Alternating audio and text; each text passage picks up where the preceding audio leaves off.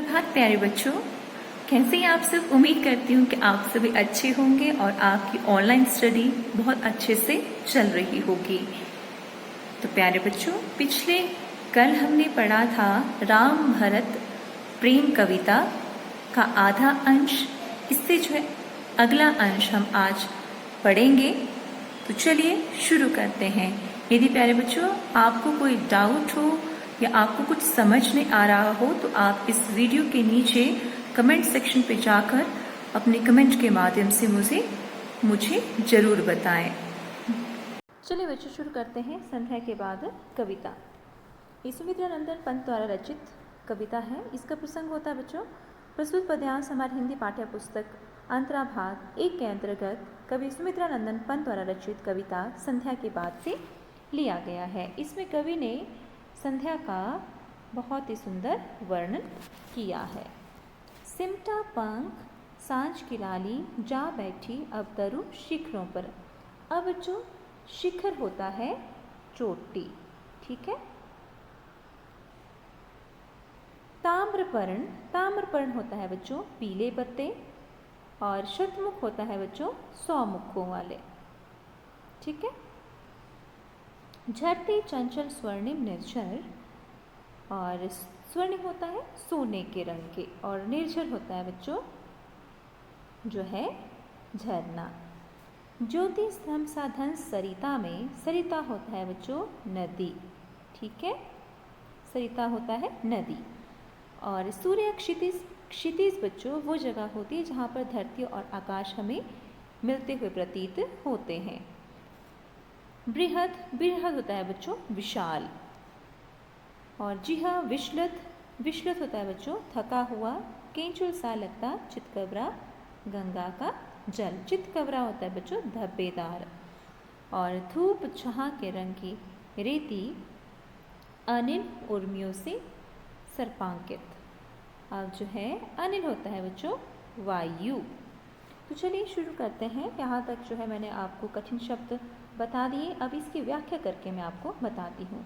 कवि कहता है कि शाम की लालिमा किसी पक्षी की तरह अपने पंखों को समेट कर मानो वृक्षों पर चुपचाप जाकर बैठ गई हो। कैसे वृक्षों के शिखर पर। कवि कहता है कि संध्या रूपी पक्षी मानो अपने पंखों को समेट कर वृक्षों की चोटी पर जाकर बैठ गई है। ताम्रपर्ण पीपल से शतमुख झरते चंचल स्वर्णिम निर्झर।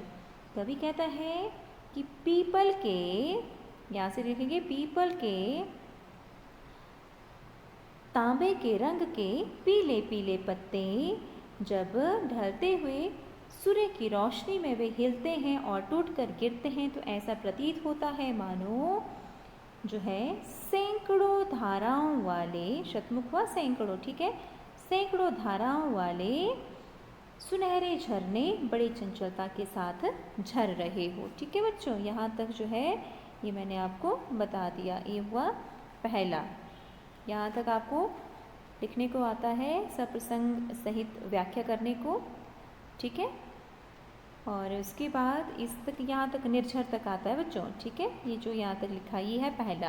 अब दूसरा हम करेंगे इसमें ज्योति स्तंभ साधन सरिता में सूर्य क्षितिज पर होता ओझल। कवि कहता है कि सुदूर क्षितिज पर डूबने से पहले सूर्य अपनी रंग बिरंगी किरणों के साथ नदी के जल में इस प्रकार झलकता है कि मानो जो है प्रकाश स्तंभ कोई नदी में उग आया हो, ठीक है बच्चों।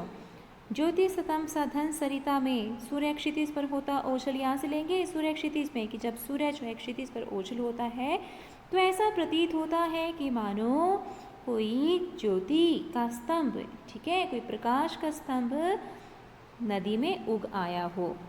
बृहद जिहा विश्रुत केंचुल सा।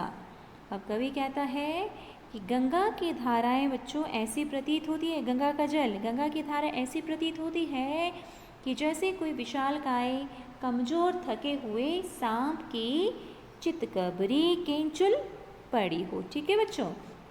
ये यहाँ तक दूसरा हो गया। ठीक है, तो इन दोनों का जो मैं आपको विशेष की जो महत्वपूर्ण लाइनें बता रही हूँ, विशेष क्या क्या लिखना है आपने कि सबसे पहले तो जो है बच्चों, कवि ने इसमें तत्सम शब्दों का इस्तेमाल किया है। कौन कौन से तत्सम शब्द हैं मैं आपको बताती हूँ। इसमें तत्सम शब्द हैं, इसमें देखिए ध्यान देंगे, तत्सम शब्द है तरु।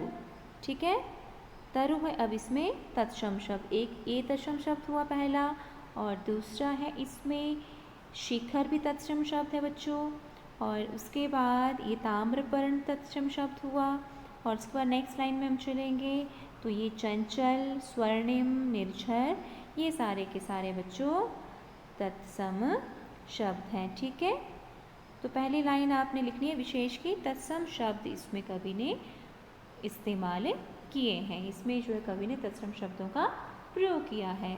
और दूसरा बच्चों, इसमें जो है आपने ये बताना है कि इसमें उपमा अलंकार का प्रयोग कवि ने किया है। और ये जो है बच्चों, ये ताम्रपर्ण, ये वाला ताम्रपर्ण और निर्झर, इसमें जो है कवि ने उत्प्रेक्षा अलंकार का प्रयोग किया है। ठीक है, उत्प्रेक्षा समझ आ गया बच्चों।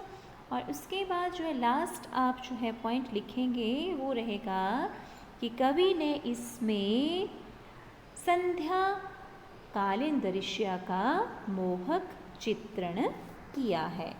तो ये रहेगी प्यारे बच्चों इम्पॉर्टेंट लाइंस जो है विशेष की आपने लिखनी है।